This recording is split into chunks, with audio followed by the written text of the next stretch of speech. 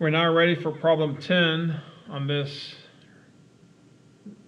review for the second test in Math 201. I'm going to write the problem down because it's basically just a takeoff on what we did in problems 8 and 9. As a matter of fact, well, the question is, determine the critical numbers of the given function and classify each critical number as a relative minimum, a relative maximum, or neither, or what we in class call a flat sometimes. So basically, what we talked about in 8 and 9, I'm going to do the same thing in 10, and just at the very end. You know, in 8 and 9, we basically found out the regions of the intervals of increase and decrease. And for 10, 11, we're going to start the same way, and just at the very end, we're going to answer a couple different questions, but it's all very much related. So let's figure out the critical points, which we learned how to do in the previous video. In this case, there's no fractions, so the critical points are going to be where the values of x that cause the first derivative to equal 0. So I need to take the first derivative of this equation. Derivative of 5 is 0. Derivative of x is 1.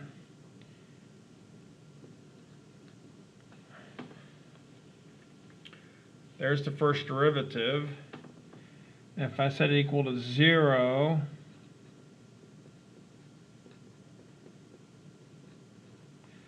looks like there's only one critical point.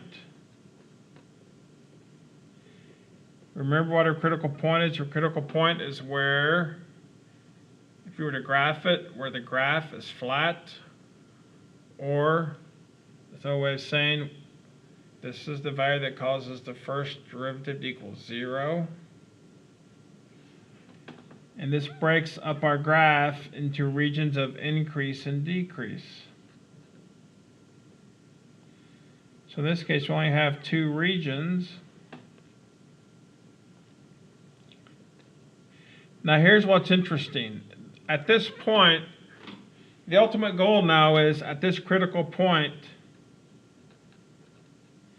is this a max or a min or a flat? And there's actually two ways to answer that question. One way is to do the sign chart, which we did on the previous problems. I'm going to do that, but then when I'm done with the sign chart, I'm going to do a second way, which may in fact be a little easier. So, you know, in math, a lot of times there are 2 or 3 different ways to do something, and a lot of times it's just up to you which you prefer. I just want to show you there are 2 different ways to figure out for this critical point, it's just a max or min or a flat. The first way is what we've done previously, where we break it up into 2 regions and we look for a test point in each region. We'll say for region 1, -1, for region 2, 0. And then for each of those test points, is the first derivative positive or negative? So when I plug in -1, let me just make it clear, here's my first derivative. If I plug in -1 for x, this becomes +2. This whole thing is positive. Region 1's positive, which means it's an increasing region. Positive means the slope is positive. If I plug in 0, end up with a -1, so region 2 is a negative region. Now common sense says if it's increasing up here, and you know what, here at -1/2, it flattens out because the derivative is 0 when x is -1/2, and then over here it decreases or comes down. So common sense says that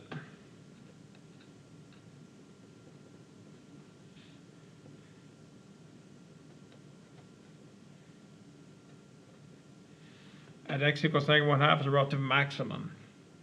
Now here's something new. There's a second way to determine this, which I think in future problems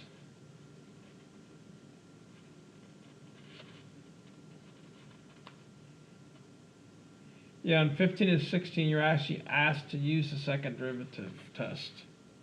So let me just describe that now. So we get to 15 and 16, we'll not have to really talk about it. Second derivative, which looks like this. When we learn about the second derivative, we say second derivative describes the concavity. A first derivative describes the slope, whether an equation is going up or down. Second derivative describes the concavity. And concavity, we can have concave up or concave down. Concave up is sort of like, I think of it as like a person smiling. Some people think of it like a bowl or a cup. A lot of times you say it opens up like this. So it turns out, if you have a situation what we call concave up, if you look at the second derivative for concave up, it's a positive number. So when you have a graph where it's concave up, where the graph is sort of arching upward, the second derivative is going to be positive.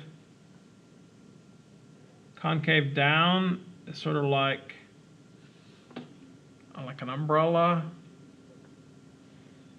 Sometimes I think of a person frowning. This is like a frown. This is a smile. I do that because a smile is a positive person. Second derivative is positive. When someone's frowning, they're a negative person. And the second derivative is negative for concave down. Excuse me. So what you can do is, instead of doing this sign chart, as soon as I find their critical point, I can plug their critical point in to my second derivative. And if it's positive, I know I've got a minimum. So we call this a minimum. And if the second derivative is negative. So looking back at this, I found the critical point when x is -1/2. I found the first derivative to equal -1 minus 2x. Let's go ahead and find the second derivative. Second derivative of this, the -1, is just 0. -2x is -2.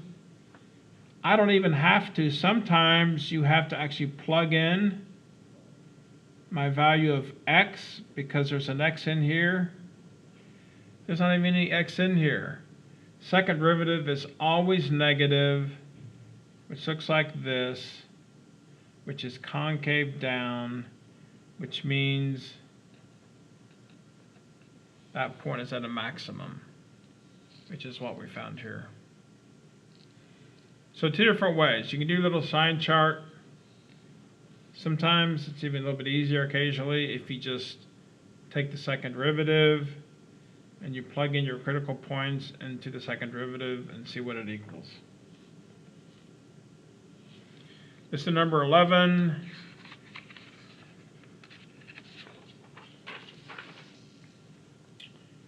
It's another one where they ask you to find their critical points, and are they maximum or minimum or neither. So this function is x cubed minus 3x plus 6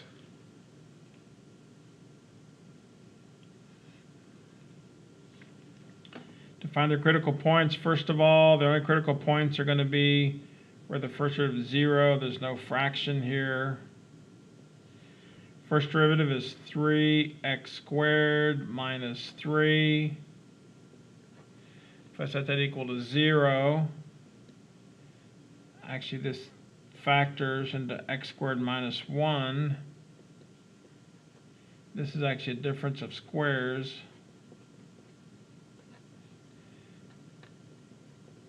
So once I solve this, critical points,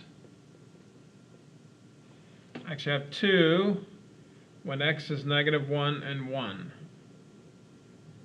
Now I could do the sign chart, but I've done a bunch of those. Let's check these using the second derivative.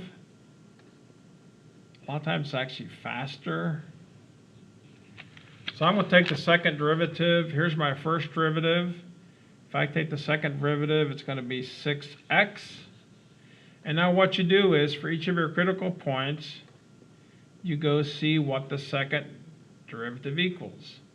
So for x equals minus 1, it's pretty obvious.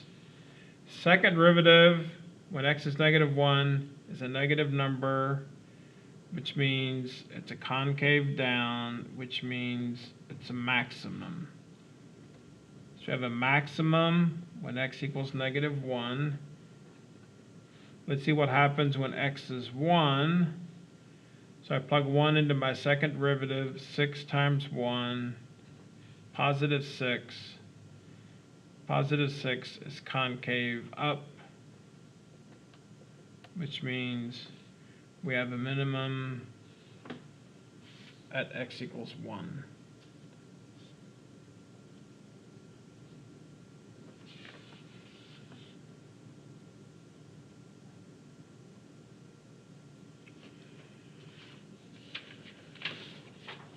So, hopefully, you won't find that very difficult. Now the next problems, let me see what problems 12 and 13.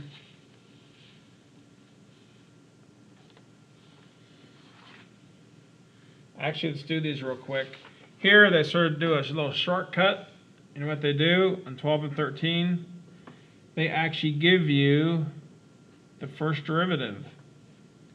They don't even make you go take the first, they just say, here's the first derivative.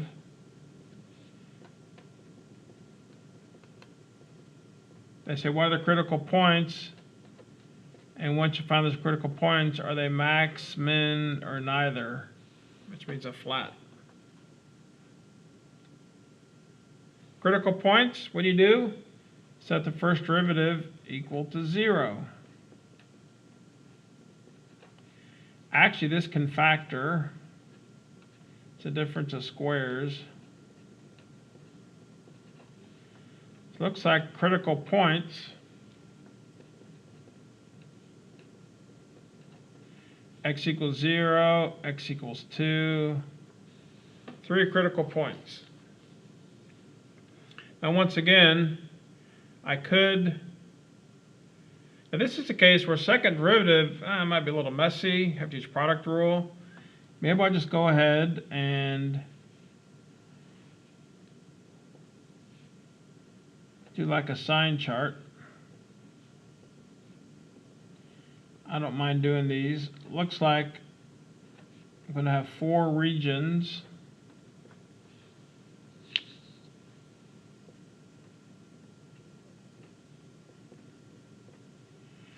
Region 1, how about we'll let x be minus 3. Region 2 of x equal negative 1. Region 3, x is 1. Region 4, x is 3.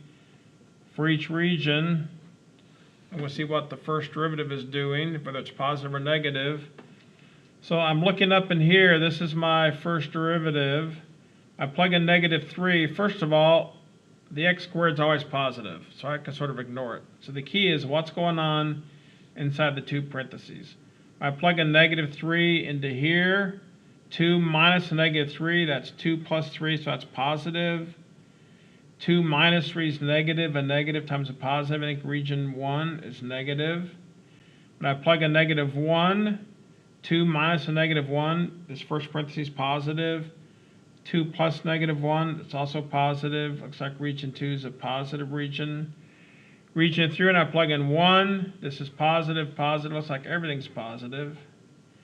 When I plug in x equals 3, the first parenthesis now becomes negative, 2 minus 3, and this one's positive. So region 3 was positive, region 4 is negative. Now you look at the regions, that the way you can tell whether it's a max or min is if the first derivative sign changes. In other words, negative means I'm going down here. Positive means it's increasing. Obviously, there must be a minimum here. But what happens at this critical point? It's positive. In region 3, it's still positive. So it must have flattened out and they kept going up. So it's like a flat, or they like to call that neither. How about at 2, it's positive, and then negative, must be a minimum. So it looks like we have a maximum at x equals 2, a minimum at x equals -2, and a flat, or the book likes to call it neither, at x equals 0.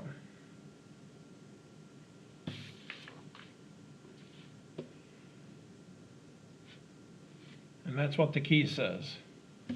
Now we have one more of those, 13. 13's got a little bit of a twist to it, which we haven't looked at one of these yet, so it's a good one to look at quickly.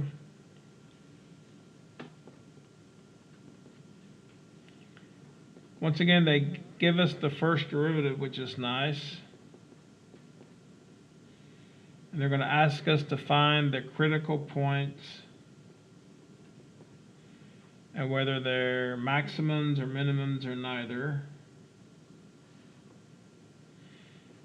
Now here, this is a little tricky because now we do have a fraction. So normally, we might have to think about the asymptote as a critical point to break up into regions.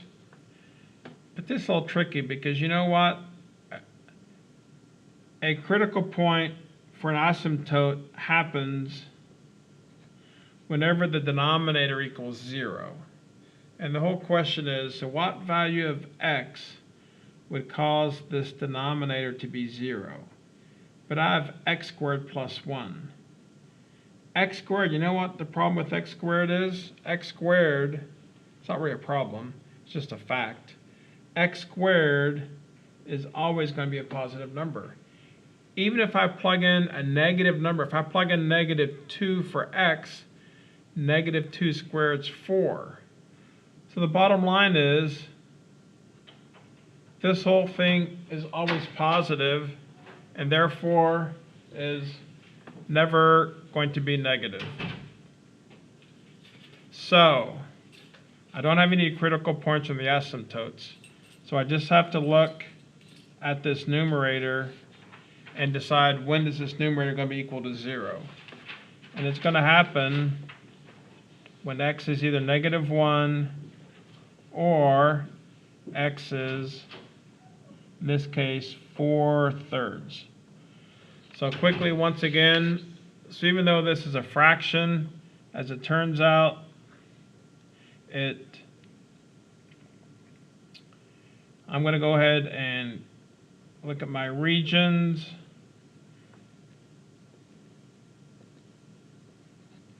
And see what happens in each of these regions. 3 regions. Test point, region 1 will go -2. Region 2 will go 0. Region 3 will go 2. We look at the first derivative.